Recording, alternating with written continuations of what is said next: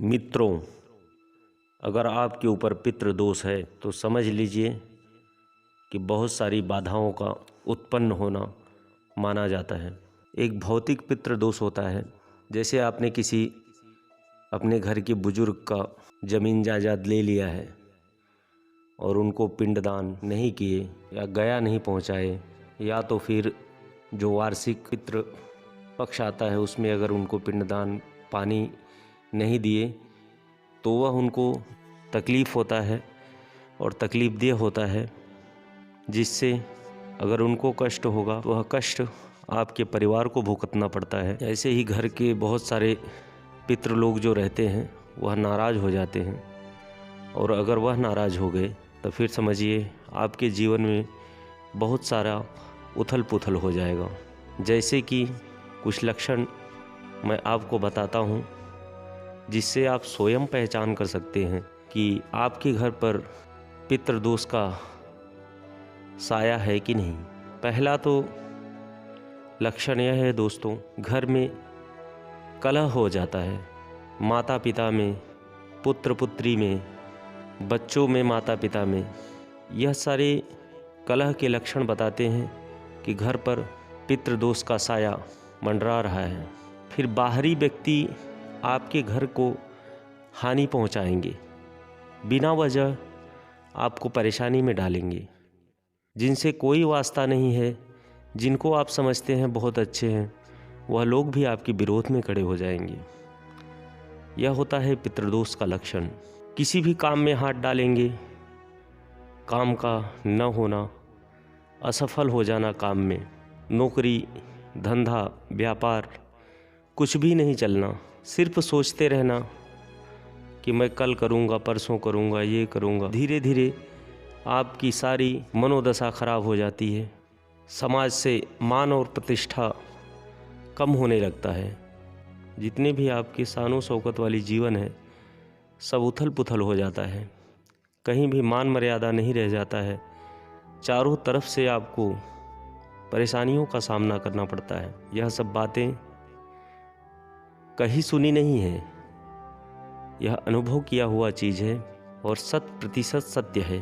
उसके बाद घर में पूजा पाठ का ना होना, पूजा में मन न लगना, कोई भी घर में अगरबत्ती तक दिखाने के लिए राजी नहीं रहेगा। इसके बाद कहीं भी एक जगह पे मन नहीं लगना, आदमी अचानक से जो है किसी बड़ी मुसीबत में पड़ जाना और एकाएक सभी से दूरी बन जाना। जितने भी जान पहचान वाले हैं उनसे आपकी दूरी बनती जाएगी। आप बोल नहीं पाएंगे, ना तो समाज में, ना तो अपने यार दोस्तों से, ना तो अपने हित करने वालों से भी आप दूर होते जाएंगे। और जितने भी अच्छे आदमी हैं वह भी आपका साथ देना बंद कर देते हैं। अचानक से आपके ऊपर बहुत बड़ी मुसीबत आना कि जिससे आपको लगे कि अब शायद जीवन न चले। दोस्तों, ऐसे ही कुछ लक्षण हैं पितृदोष के, जिनका निवारण करना चाहिए, क्योंकि हमारे पितृ जो हैं वह अगर नाराज हो जाएंगे तब हमारा जीवन जीना व्यर्थ है और मुश्किल भी होता है।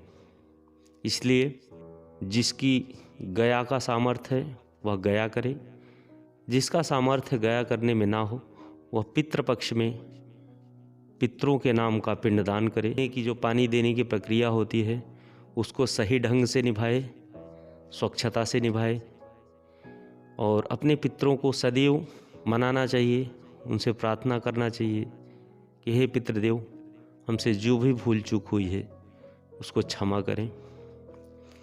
और सर्वप्रथम तो आपको त्रिपिंडी श्राद्ध, यह कर्म शास्त्रों में बताया गया है।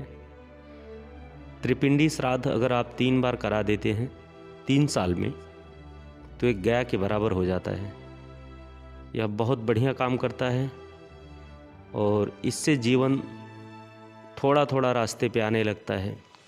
पितृदोष लगता है दोस्तों, मित्रों, अंदर भय सा बना रहेगा। कहीं भी आप रहेंगे, कहीं भी एक भय जैसा बना रहेगा। बात कुछ भी नहीं रहेगी तो भी आपके अंदर एक भय जैसा बना रहेगा, डर लगा रहेगा कि पता नहीं क्या होगा, क्या नहीं होगा। इस तरीके का वातावरण हो जाता है, बहुत दुखी हो जाते हैं। आप यह जान लीजिए, दक्षिण दिशा में अगर आपका पानी का निकास, अगर आप जिस घर में रह रहे हैं उसके नापदान का, नहाने धोने का पानी, बर्तन मांजने वाला, जो धोने वाला पानी, अगर वह दक्षिण दिशा में निकल रहा है तब आपको बहुत ही नुकसान होगा और बहुत भारी नुकसान झेलना पड़ेगा। यह आप बात समझ लीजिए। सबसे पहले दक्षिण दिशा में जो पानी जा रहा हो उसको ठीक करवाएं, वह पूर्व दिशा में निकालें। और बहुत ज़्यादा ही पीड़ित हो जाता है आदमी तो किसी काम को करने लायक नहीं रहता, क्योंकि घर में कदम कदम पे विरोध होता है। माता पिता, भाई बहन, कोई एक होकर नहीं रह सकता। दोस्तों, यह बहुत ही विचित्र बात है, लेकिन सत्य है कि पूर्वजों का सेवा करना हमारा धर्म होता है और इसी से उत्तीर्ण होता है आदमी। आप इससे चाह कर भी छुटकारा नहीं पा सकते हैं, यह बात आप जान लीजिए। आपको जो कर्म है वह कर्म करना ही पड़ेगा, क्योंकि भागवत में जो कहानियाँ बताई गई हैं, जैसे गौकर्ण महाराज का, धुंधकारी का, किस तरीके से उन्होंने पिंडदान कराकर अपने भाई को मुक्ति दी। तो दोस्तों, मुझे आशा है कि आप लोग को यह जानकारी उपयोगी लगा होगा।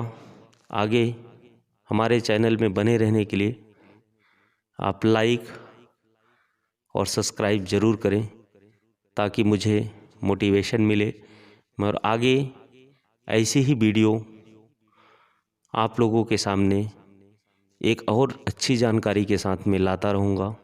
जय शंकर।